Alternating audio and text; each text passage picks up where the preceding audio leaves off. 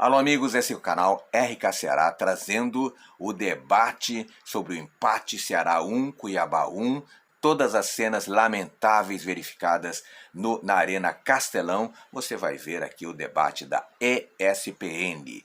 Mas antes, peço a você, meu amigo, torcedor do Vozão, te inscreve no canal. Passamos de 1000 inscritos, vamos chegar a 1100 inscritos e peço a você, meu amigo, te inscreve no canal, dá joinha, deixa o comentário e compartilhe o vídeo. E o mais importante, assista o vídeo até o final. Tem muita coisa interessante nesse debate do ESPN Ceará 1, Cuiabá 1.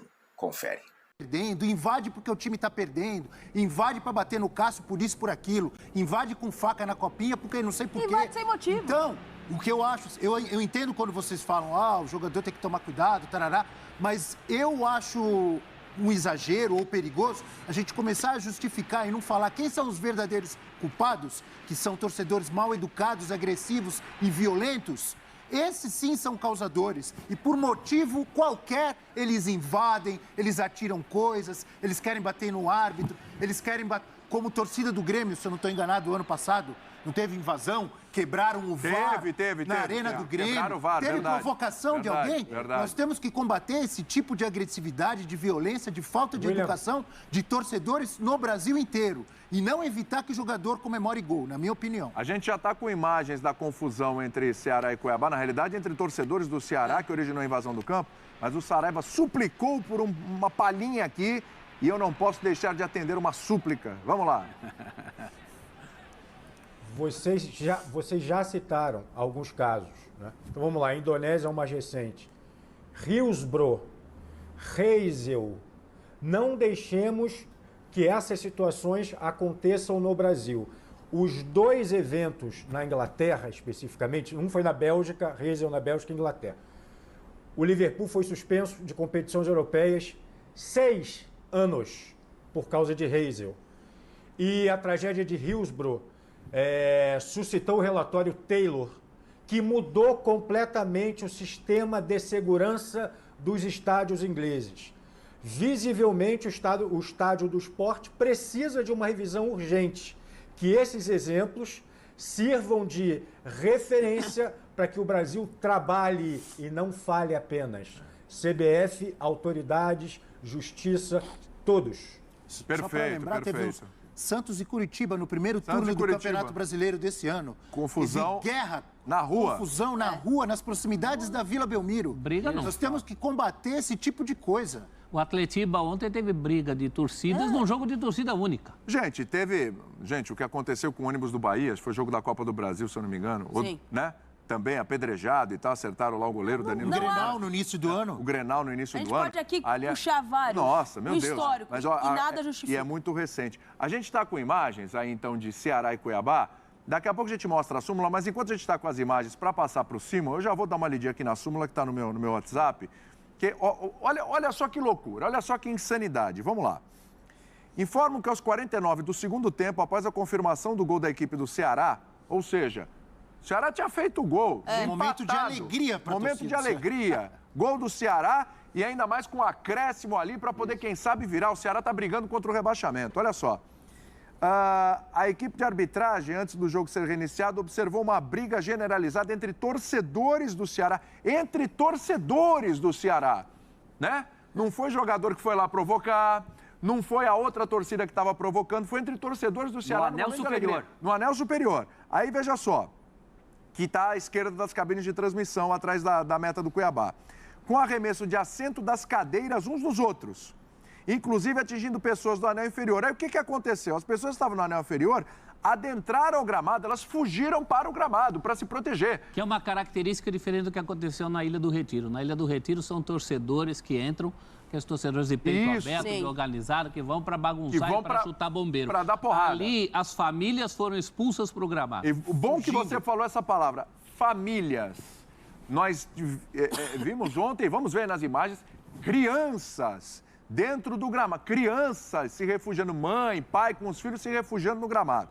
Era para refugiar. O que aconteceu? Em seguida teve um som de disparos. A confusão no anel superior aumentou, em virtude disso as pessoas que estavam no inferior também adentraram em massa ao campo de jogo, quanto mais gente chegando, com o objetivo de se refugiar da confusão.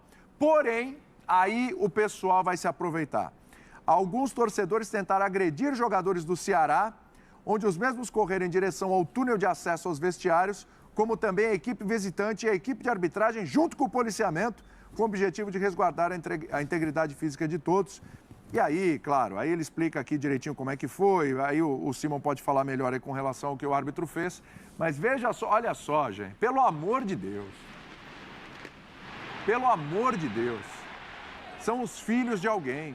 Será que essas pessoas que entraram para pressionar jogador, para tentar agredir jogador, porque se aproveitaram do momento, será que não tem filho? Será que não tem alguém na família que tem filho, criança? Será que não tem a visão do que isso provoca? O trauma que cria numa criança, que cria numa família. Não vai querer nem mais ir para o estádio. O medo, a tensão, o drama todo que essa gente viveu. Gente, pelo amor de Deus. Olha quantos objetos sendo atirados. Olha só, podendo acertar um monte de gente. Aí prejudica quem? Torcedor. 2 meninos. Vai prejudicar quem? É o próprio Ceará, que deve jogar sem torcida o resto do campeonato. Precisa pontuar para pelo menos fugir da zona do rebaixamento. Adiantou de quê? Luiz Otávio acuado, ele chorou. Luiz Otávio chorou. Olha o Luiz Otávio acuado aí, ó. Chorando. Gente, pelo amor de Deus, isso é um bandido que estão querendo linchar. O Luiz Otávio agora é um bandido que estão querendo fazer um linchamento com o cara. É um jogador de futebol. Não dá. Você pode ficar bravo se o cara tá jogando mal, se o cara não tá entregando, se o cara tá... Tudo isso, você pode vaiar o jogador se você quiser. Jamais você pode fazer isso. Não é um bandido, gente. Claro. A gente não tá falando de um bandido. O William e o Caio Max Vieira, o árbitro do Rio Grande do Norte, que estava apitando o jogo, e ali dá para dizer, nós vimos as frases, evacue o estádio. E o próprio comandante do policiamento, aí sim, ele chegou e disse, termina o jogo. Tanto é que 13 minutos após a confusão, ele imediatamente encerrou o jogo. Ainda faltavam 7 minutos, olha as frases aí, a frase. Então, faltavam 7 minutos para ser jogado e ele terminou imediatamente. Tu vê, esse tumulto não teve provocação, não foi um erro de arbitragem, não tem o que justifica. No anel superior começou essa briga entre torcedores do Ceará e aí foi parar no campo. E aí o procedimento que a gente fala é similar ao do jogo do esporte? Também é o Ceará que vai ser punido? É o mesmo procedimento do esporte, cabe para o Ceará, a mesma coisa? O mesmo procedimento. A súmula vai para o tribunal e o tribunal julga. Não é com perda de mando de campo, com valor financeiro, com perda de pontos também pode acontecer, mas isso aí é uma questão para o STJD, que seja o mais rápido possível também. Eu acho que essa rodada dá uma lição para a gente, né? Porque a causa não é uma só. A gente fica procurando uma causa só.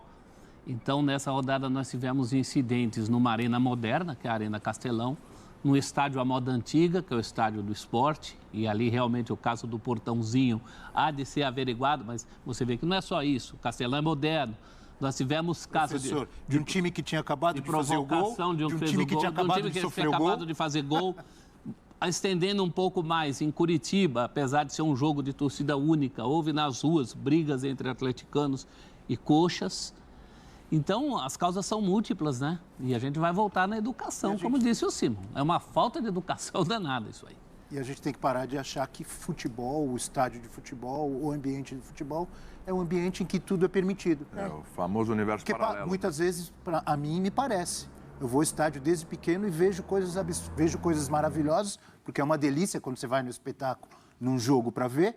Mas, ao mesmo tempo, é um lugar que você tem medo de ir, você tem medo de levar seu filho, de levar sua esposa, ou de você mesmo ir sozinho, porque é um lugar extremamente agressivo, que você vê coisas que você dificilmente vê em outros lugares com tanta facilidade. Ou você vai num restaurante, alguém chega e começa a quebrar tudo e não acontece nada. Começa a xingar todo mundo, a chamar de macaco, a chamar a mulher de vagabunda que está trabalhando. Você vê isso nas ruas com normalidade? No futebol é quase normal isso, gente. Todo dia. Libertadores todo dia, tinha um monte de gente chamando todo mundo de macaco. Futebol brasileiro, no mesmo fim de semana, tem briga, tem invasão, tem bombeiro apanhando. É uma vergonha. E é um trabalho de duas mãos, né, Abel? Tem essa coisa da conscientização, quer dizer, o cara não tem que ficar na dele porque o time vai perder ponto. Ele tem que ficar na dele porque tem criança, tem mulher, pode ser a família dele. Ele tem que ter empatia, coisa que está faltando para as pessoas hoje em dia. Empatia. E na outra ponta, o cara responder sim. O cara que chutou a bombeira lá é perfeitamente identificável. Nós temos imagens desse cara. É isso que eu tô falando, as imagens estão aí, tem Se que você punir. começar a perguntar, são sempre os mesmos. Tem que viu? punir, Sempre os gente. mesmos. Presídio, E a Isso é punição não é triste. só ficar fora de estádio. Eu juro que eu não vou passar de 30 segundos agora, que eu estou falando demais. Mas às vezes não é nem briga de violência física de uma pessoa contra outra. Às vezes é violência ao local, ao estádio, de o cara chegar, ou alguns torcedores no estádio adversário, chegar e começar a quebrar um monte de cadeira. Imagina você chegar num cinema e começar a quebrar o cinema inteiro. O que vai acontecer? Você vai ter que pagar, Não, você vai preso. Você vai preso, você vai... Aí no estádio, sabe o que acontece? Tem um Palmeiras e Corinthians, por exemplo, no estádio do Corinthians. Torcida do Palmeiras, quando podia ir, ia lá, quebrava o estádio inteiro e o cara que quebrou com imagens não pagava. Quem pagava era o clube. Vai continuar, gente. Só uma coisa, Bel, você nunca fala demais. E outra coisa, falta educação, respeito e falta bom senso. Acima de tudo. E responder fora das questões das 4 linhas. Porque, então a gente bane o cara do estádio. Tá, e aí? Ficou só nisso?